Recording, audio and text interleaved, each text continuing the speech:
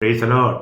വേഗം വരുന്ന കർത്താവായ യേശു ക്രിസ്തുവിൻ്റെ നാമത്തിൽ എല്ലാ വിശുദ്ധന്മാർക്കും സ്നേഹവന്ദനം. കർത്താവിൻ്റെ വലിയ കൃപയാൽ ഒരു ദിവസം കൂടി ദൈവവചനവുമായി നിങ്ങളോട് കൂടി ആയിരിക്കാൻ കർത്താവ് കൃപ തന്നതിനായി കർത്താവിനെ സ്തുതിക്കുന്നു. ഞാനിങ്ങനെ ഓരോ ദിവസവും കർത്താവിനോട് ചോദിക്കും, കർത്താവെ, ഇന്ന് ജനത്തിന് വേണ്ടി എന്താണ് അവിടുന്ന് പറയാൻ ആഗ്രഹിക്കുന്നത്? അപ്പോൾ കർത്താവ് ഇന്ന് എന്നോട് സംസാരിച്ചത് വചനത്തെക്കുറിച്ച് അല്പമായ പ്രകാശനം വിശുദ്ധന്മാരിലേക്ക് പകരാനാണ്. വചനത്തെക്കുറിച്ച് അറിയത്തില്ലാത്തവരാരുമില്ല, എങ്കിലും അതിലെനിക്ക് കാണിച്ചു തന്ന ആ ദിശയിൽ ചില പ്രകാശനങ്ങൾ നിങ്ങളിലേക്ക് പകരുവാൻ കർത്താവിൽ ഞാൻ ആഗ്രഹിക്കുക. ഒട്ടും സമയം നഷ്ടമാക്കുന്നില്ല. ഇന്നത്തെ നമ്മുടെ ചിന്തയ്ക്കായിട്ട് 2 തിമോത്തിയോസ് 4-ാം അധ്യായം അതിൻ്റെ 2-ാം വാക്യമാണ്. ആ 2-ാം വാക്യത്തിൽ 7 കാര്യങ്ങൾ പറയുന്നുണ്ട്. അതിൽ ആദ്യത്തെ കാര്യം മാത്രമാണ് ഇന്ന് ഞാൻ നിങ്ങളോട് പറയാനായിട്ട് ആഗ്രഹിക്കുന്നത്. എന്താണത്? 2 തിമോത്തിയോസ് 4-ാം അധ്യായം 2-ാം വാക്യം, വചനം പ്രസംഗിക്കുക. ഉണ്ടോ? വചനം പ്രസംഗിക്കുക. അതിനുശേഷം ബാക്കി 6 കാര്യങ്ങൾ പറയുന്നുണ്ട്. സമയത്തിലും അസമയത്തിലും ഒരുങ്ങി നിൽക്കുക. 3, സകല ദീർഘക്ഷമ കാണിക്കുക, ഉപദേശിക്കുക, ശാസിക്കുക, തർജ്ജനം ചെയ്യുക, പ്രബോധിപ്പിക്കുക. അങ്ങനെ 7 കൂട്ടം കാര്യങ്ങളാണ് അവിടെ പറയുന്നത്. അപ്പോൾ അതിലൊന്നാമത്തെ കാര്യം വചനം പ്രസംഗിക്കുക എന്നുള്ളത്. ഒരു ദൈവവചനത്തിൻ്റെ ഏറ്റവും വലിയ കാര്യം, നമ്മൾ ഒരു വിശ്വാസിയാണെങ്കിൽ, രക്ഷിക്കപ്പെട്ട ഒരു ദൈവത്തിലാണെങ്കിൽ, നമ്മുടെ ഏറ്റവും വലിയ കർത്തവ്യം വചനം പ്രസംഗിക്കുക എന്നുള്ളതാണ്. അപ്പം ദൈവം അയച്ച ഒരുവനെക്കുറിച്ച് യോഹന്നാൻ്റെ സുവിശേഷം 3-ാം അധ്യായത്തിൽ കർത്താവ് പറഞ്ഞ കാര്യം നിങ്ങൾക്ക് ഓർമ്മയുണ്ടാവും. യോഹന്നാൻ 3-ാം അധ്യായം അതിൻ്റെ 34-ാം വാക്യത്തിൽ നമ്മൾ വായിക്കുന്നത്, ദൈവം അയച്ചവൻ ദൈവത്തിൻ്റെ വചനം പ്രസ്താവിക്കുന്നു. കണ്ടോ? യോഹന്നാൻ 3:34 ആദ്യ ഭാഗമാണ് ഞാൻ വായിച്ചത്. ദൈവം അയച്ചവൻ ദൈവത്തിൻ്റെ വചനം പ്രസ്താവിക്കുന്നു. അപ്പം ദൈവം അയച്ചവനാണോ എങ്കിൽ നിശ്ചയമായും അവൻ്റെ പക്കൽ ദൈവവചനം ഉണ്ടാകും. ദൈവവചനം കൊടുത്താണ് ദൈവം അയക്കുന്നത്. നമുക്കറിയാം, പിന്നെ പിതാവ് പുത്രനെ ലോകത്തിലേക്ക് അയച്ചപ്പോൾ എന്ത് കൊടുത്ത് അയച്ചേ? വചനം. നമ്മൾ യോഹന്നാൻ്റെ സുവിശേഷം അതിൻ്റെ 17-ാം അധ്യായം അതിൻ്റെ 8-ാം വാക്യം വായിക്കുമ്പോഴത്തേക്കും കർത്താവ് തന്നെ പറയുന്ന കാര്യം, യോഹന്നാൻ്റെ സുവിശേഷം 17-ാം അധ്യായം 8-ാം വാക്യം, നീ എനിക്ക് തന്ന വചനം ഞാൻ അവർക്ക് കൊടുത്തു, അവർ അത് കൈക്കൊണ്ടു. ആരെ കൈക്കൊള്ളുക? ദൈവത്തിനുള്ളവരാണേ കൈക്കൊള്ളും, അല്ലാത്തവർക്ക് അത് കൈക്കൊള്ളാൻ കഴിയില്ല. അപ്പോൾ അവിടെ വായിക്കുന്നു, നീ എനിക്ക് തന്ന വചനം ഞാൻ അവർക്ക് കൊടുത്തു. അതിൻ്റെ 14-ാം വാക്യോടെ ശ്രദ്ധിച്ചേ, ഞാൻ അവർക്ക് നിന്റെ വചനം കൊടുത്തിരിക്കുന്നു. കണ്ടോ? ഞാൻ അവർക്ക് നിന്റെ വചനം കൊടുത്തിരിക്കുന്നു. അപ്പം പിതാവ് പുത്രനെ അയച്ചു. ആ പുത്രൻ നമുക്ക് എന്ത് ചെയ്തു? ആ പുത്രൻ നമുക്ക്, പിതാവ് പുത്രന് നൽകിയ വചനം നമുക്ക് നൽകി. അത് നമ്മൾ കൈക്കൊണ്ടു. കാരണം നമ്മൾ കർത്താവിനുള്ളവരായിരുന്നത് കൊണ്ടാണ്. എല്ലാവർക്കും അത് കൈക്കൊള്ളാൻ കഴിയില്ല. അപ്പോൾ ദൈവത്തിൻ്റെ വചനം. അതുകൊണ്ട് ഇന്ന് എത്രമാത്രം കർത്താവിൽ വിശ്വസിച്ച രക്ഷിക്കപ്പെട്ട ദൈവമക്കളുണ്ടോ, അവരെല്ലാവരും ഒരു വലിയ ദൂതുവാഹികളാണ്. അവരുടെ കയ്യിൽ ദൈവവചനമുണ്ട്. അപ്പം ഞാൻ യഥാർത്ഥത്തിൽ ദൈവത്താൽ അയക്കപ്പെട്ട ഒരു വ്യക്തിയാണോ? നിശ്ചയമായും നീ രക്ഷിക്കപ്പെട്ട ഒരു വ്യക്തിയാണെങ്കിൽ ദൈവത്താൽ അയക്കപ്പെട്ട വ്യക്തിയാണ്. അതേ യോഹന്നാൻ 17:18 വായിക്കുമ്പോൾ പിതാവിനോട് പറയുമ്പോൾ പുത്രൻ പറയുന്നതിനറിയോ? നീ എന്നെ ലോകത്തിലേക്ക് അയച്ചതുപോലെ ഞാൻ അവരെയും ലോകത്തിലേക്ക് അയച്ചിരിക്കുന്നു. അപ്പോൾ പിതാവിൽ നിന്നും കിട്ടിയ വചനം പുത്രൻ നമുക്ക് തന്നു. ഈ വചനവുമായിട്ട് പുത്രൻ നമ്മളെ ലോകത്തിലേക്ക് അയച്ചിരിക്കുക. എന്തിനാ? വചനം പറയാൻ. കർത്താവ് ഉയർത്തെഴുന്നേറ്റ ശേഷവും ഈ കാര്യം പറയുകയുണ്ടായി. യോഹന്നാൻ 20:21 നിങ്ങളൊന്ന് ശ്രദ്ധിക്കണേ. യേശു പിന്നെയും അവരോട്, നിങ്ങൾക്ക് സമാധാനം, പിതാവ് എന്നെ അയച്ചതുപോലെ ഞാനും നിങ്ങളെ അയക്കുന്നു എന്ന് പറഞ്ഞു. പിതാവ് എന്നെ അയച്ചതുപോലെ ഞാനും നിങ്ങളെ അയക്കുന്നു. നോക്കുക, അപ്പോൾ ദൈവം അയച്ചവൻ്റെ പക്കൽ എന്തുണ്ട്? ദൈവവചനമുണ്ട്. ദൈവവചനം നമ്മൾ പറയണം. ചിലർ ദൈവവചനം പറയാത്തതോ അവരൊന്നും കേട്ടാൽ വിശ്വസിക്കുകയില്ല.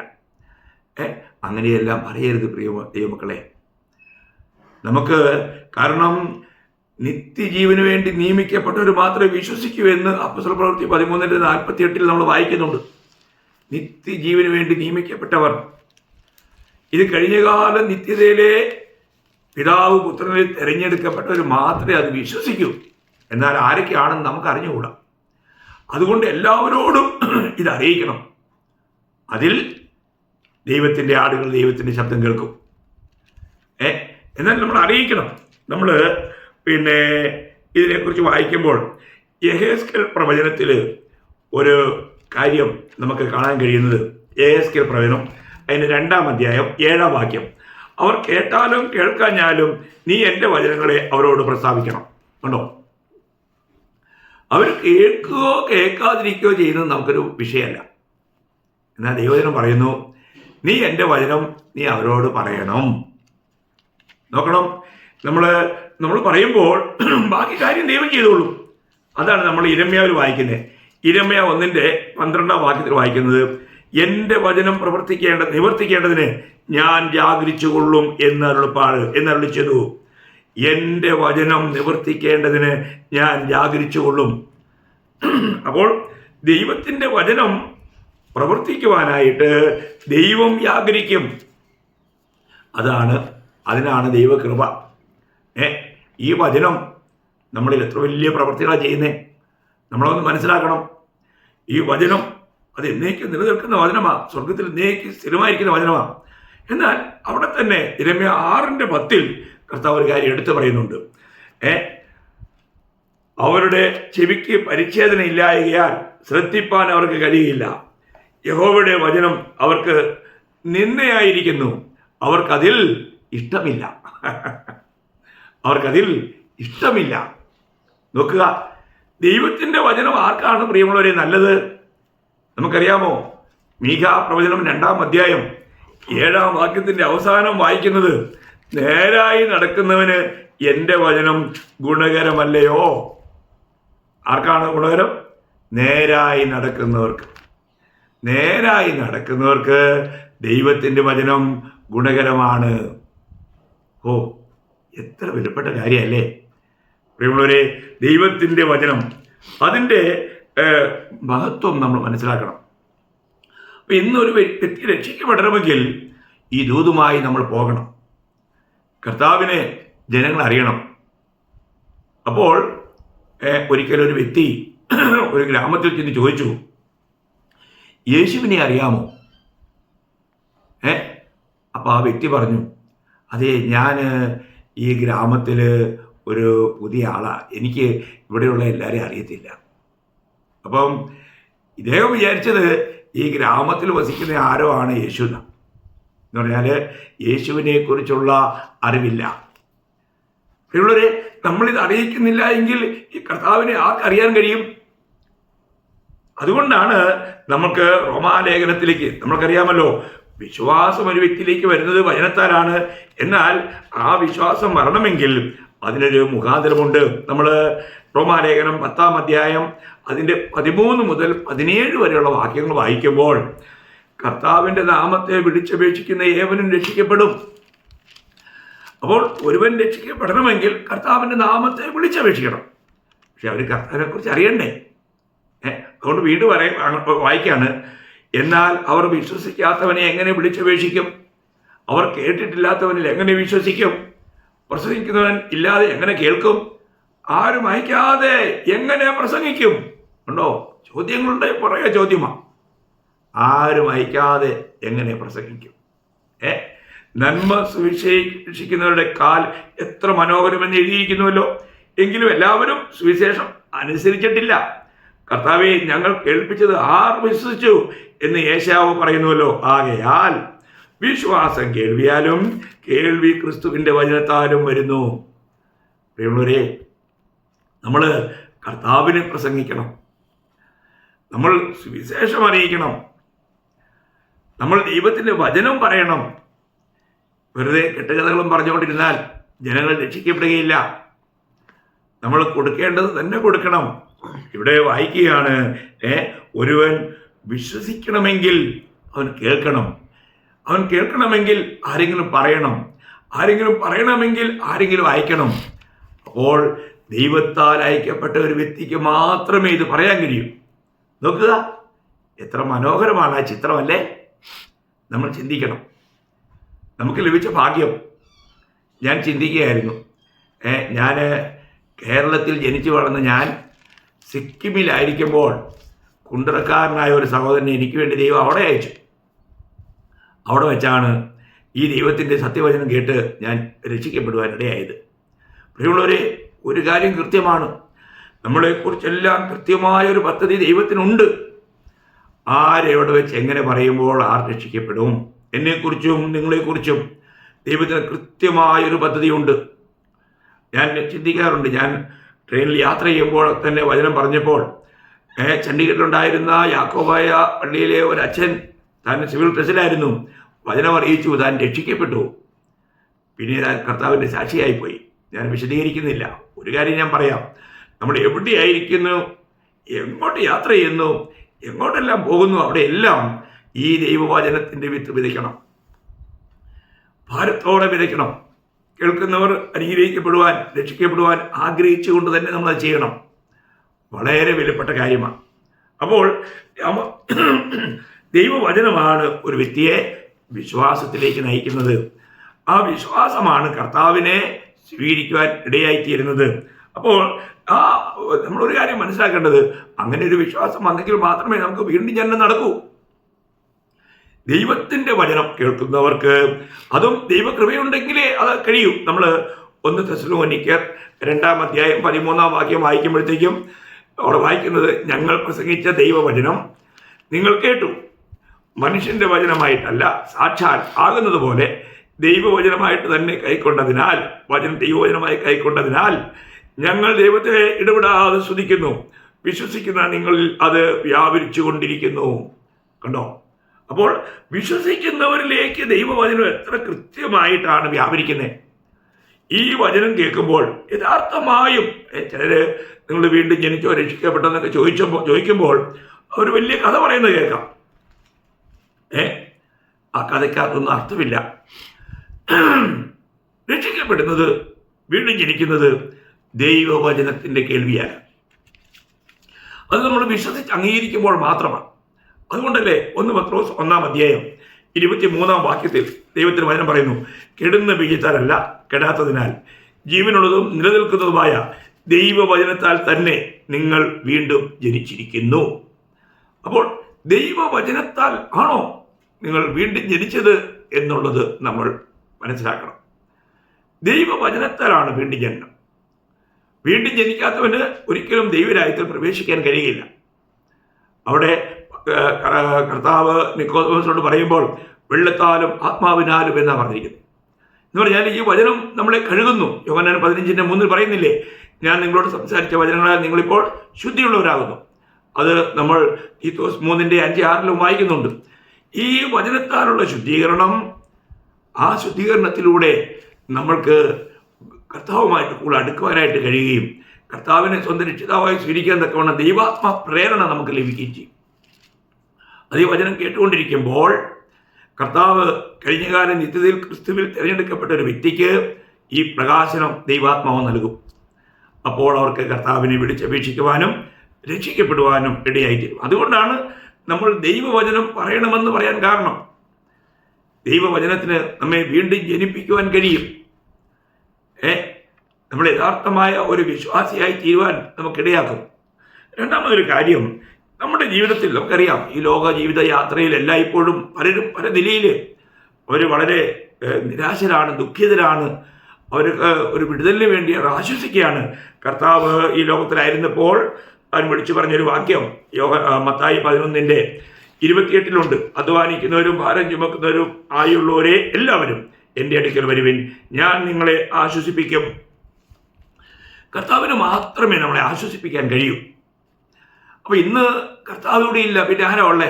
നമ്മളാ ഉള്ളേ, രക്ഷിക്കപ്പെട്ട ദൈവമക്കൾ. ഇന്ന് നമ്മളിലൂടെയാണ് ആശ്വാസം ജനങ്ങൾക്ക് ലഭിക്കേണ്ടത്. അതെങ്ങനെയാണ് ലഭിക്കുന്നത്? വചനത്താൽ.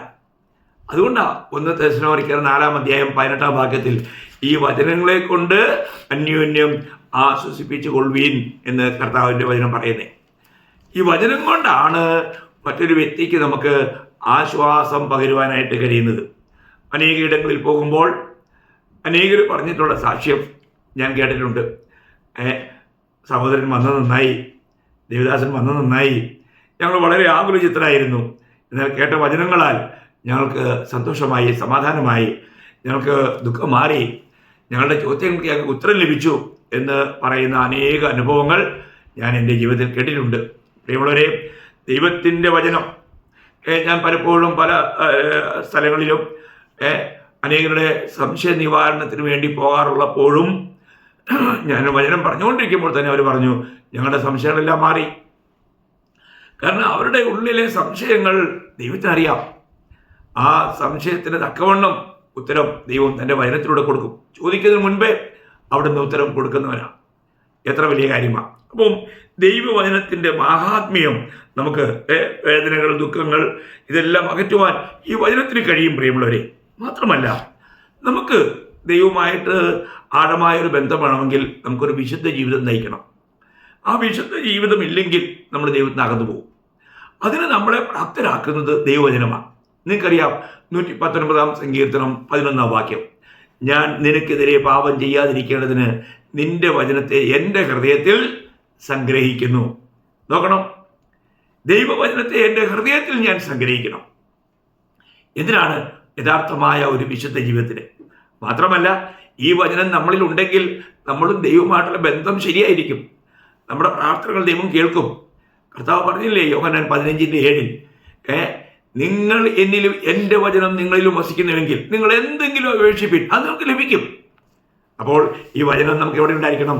നമ്മുടെ ഉള്ളിലുണ്ടായിരിക്കണം, നമ്മുടെ ഹൃദയത്തിലുണ്ടായിരിക്കണം. ഈ വചനം നമ്മുടെ ഉള്ളിലില്ലെങ്കിൽ അത് നമുക്ക് നമ്മുടെ അപേക്ഷകൾ കേട്ടു എന്നതിനൊരു ഉറപ്പ് നമുക്ക് ലഭിക്കുകയില്ല. എന്നാൽ തിരുവചനം നമ്മുടെ ഉള്ളിലുണ്ടായിരിക്കണം. ഈ വചനം ദൈവം നമുക്ക് തന്നിരിക്കുന്നത്, അപ്പം വചനം ഉള്ളിൽ വേണം എന്നുള്ളത് മാത്രമല്ല, ദൈവം എന്തിനാണ് ഈ വചനം നമുക്ക് തന്നിരിക്കുന്നത്?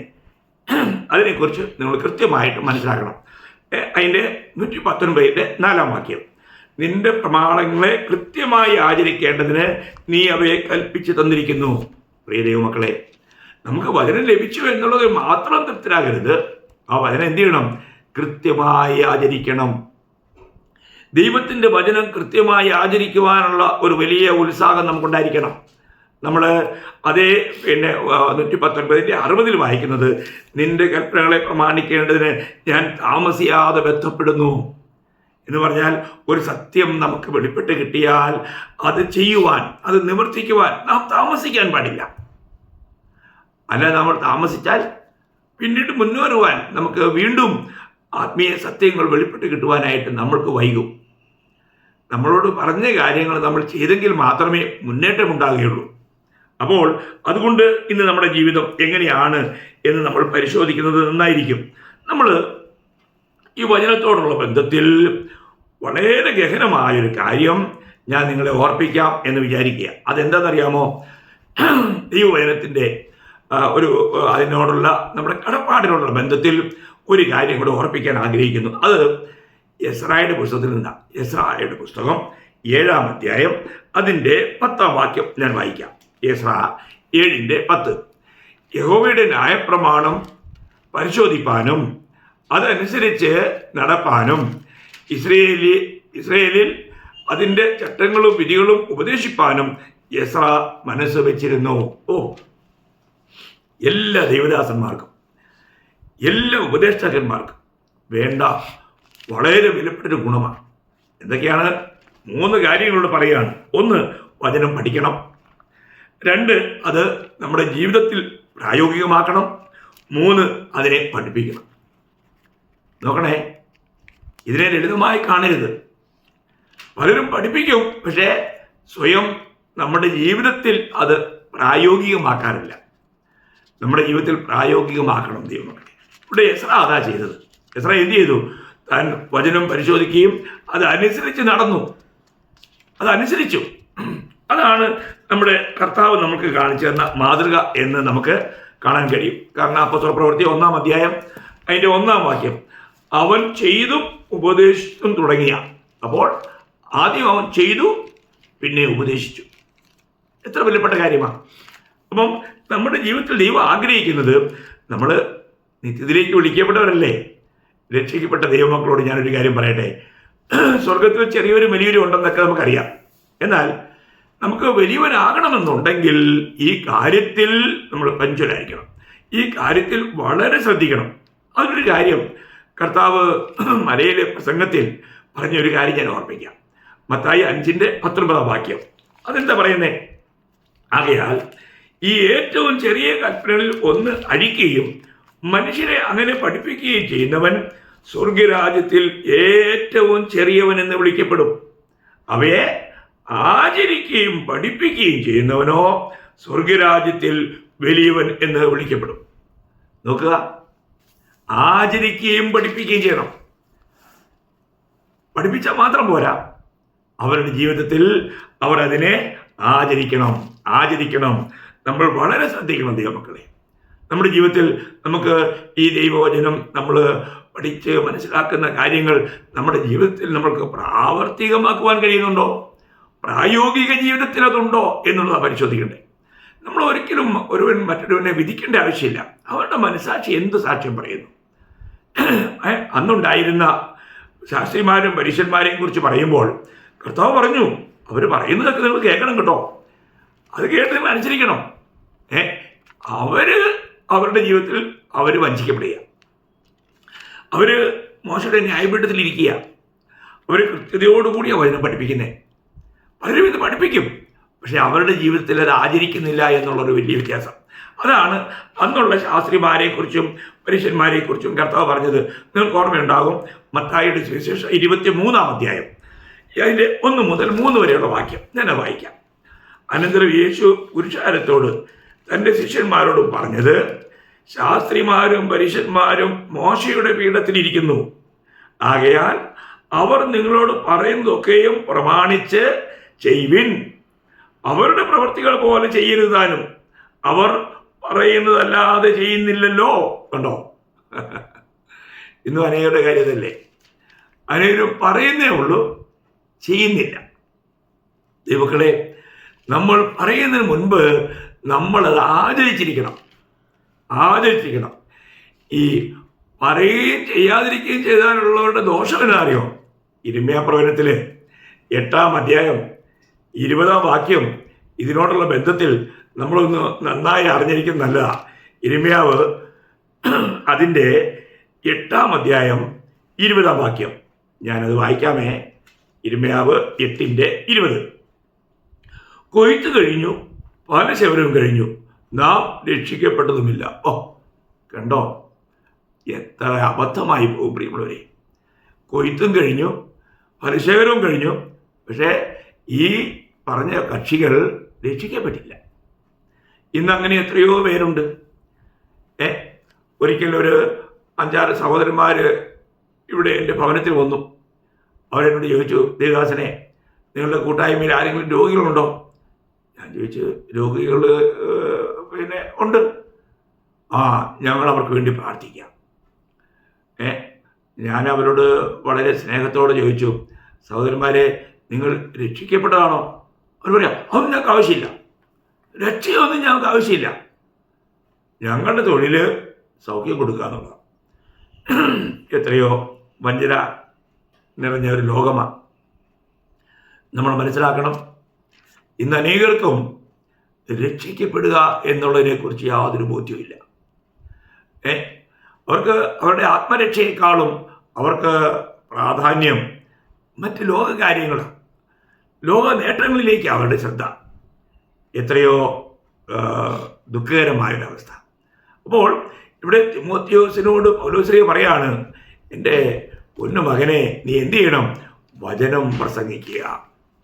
പ്രിയമുള്ളവരെ, നമുക്ക് ലഭിച്ചിരിക്കുന്ന ഈ സമയം വചനം അറിയിക്കുവാൻ, ഈ സുവിശേഷ സത്യങ്ങളെക്കുറിച്ച് മറ്റുള്ളവരോട് അറിയിക്കുവാൻ റോമർ 1:15 പൗലോസ് പറയുന്ന പോലെ ഞാൻ എപ്പോഴും ഒരുങ്ങിയിരിക്കുന്നു. വചനം അറിയിക്കുവാനുള്ള ആ ഒരുക്കം, ആരെ കിട്ടിയാലും നമ്മൾ അവരോട് വചനം പറയണം. കാരണം ഈ വചനത്തിൽ എന്താണ്? യോഹന്നാൻ 6:63 വായിക്കുന്ന പോലെ ഈ വചനം ആത്മാവും ജീവനുമാണ്. ഈ വചനം ഒരു വ്യക്തി കേൾക്കുമ്പോൾ അവൻ എന്ത് കിട്ടുന്നു? അവന് വിശ്വാസം ലഭിക്കുന്നു, ആത്മാവിന് ലഭിക്കുന്നു. ഇത് കേൾക്കുമ്പോൾ അവൻ്റെ ജീവിതത്തിൽ വീണ്ടും ജനനം നടക്കുന്നു. ക്രിസ്തു അവനിൽ ജനിക്കുവാൻ ഇടയായിത്തീരുന്നു. എത്ര വിലപ്പെട്ട കാര്യമാണ്. അതുകൊണ്ട് മറ്റുള്ളവരുമായി ആരുമായിക്കൊള്ളട്ടെ, രക്ഷിക്കപ്പെട്ട ഒരു ദൈവജനമായി കാണുമ്പോഴും അവരിലേക്ക് നമ്മൾ ഈ വചനം പകർന്നു കൊടുക്കണം. എന്തിനാണ്? അവർ ക്രിസ്തുവിൽ തികഞ്ഞവരായി തീരുവാൻ. കാരണം ഒരു വ്യക്തിയെ ക്രിസ്തുവിൽ തികഞ്ഞവരാക്കി നിർത്തുന്നത് ഈ വചനമാണെന്നാണ് 2 തിമോത്തി 3:15-16 വാക്യങ്ങളിൽ വായിക്കുന്നത്. അപ്പോൾ നമ്മൾ ഒരു കാര്യം മനസ്സിലാക്കുക, നമ്മളെ ഈ വചനത്തിലൂടെ ക്രിസ്ത്യാനികളാക്കി തീർക്കണം എന്നുള്ളതാണ് ദൈവത്തിന് നമ്മളെക്കുറിച്ചുള്ള ആഗ്രഹം. നമ്മൾ ഗലാത്യർ 4:19 വായിക്കുന്നുണ്ട്, നിങ്ങൾ ക്രിസ്തുവിൻ്റെ രൂപം പ്രാപിക്കുമ്പോഴും, ക്രിസ്തു ഉരുവാകുവോളം എന്നാണ് മലയാളത്തിൽ, അങ്ങനെയല്ല, നമ്മൾ ക്രിസ്തുവിൻ്റെ രൂപം പ്രാപിക്കുവോളും എനിക്ക് പ്രസവവേദനയാണ്. നമുക്ക് പരസ്പരം ഒരുവൻ മറ്റൊരുവനെ അവനെ ക്രിസ്ത്യാനിരൂപരായി തീർക്കുവാനായിട്ട് ഈ ദൈവവചനത്താൽ നമുക്ക് പ്രയത്നിക്കാം. അവർക്ക് നമുക്ക് ദൈവത്തിൻ്റെ വചനം കൊടുക്കാം.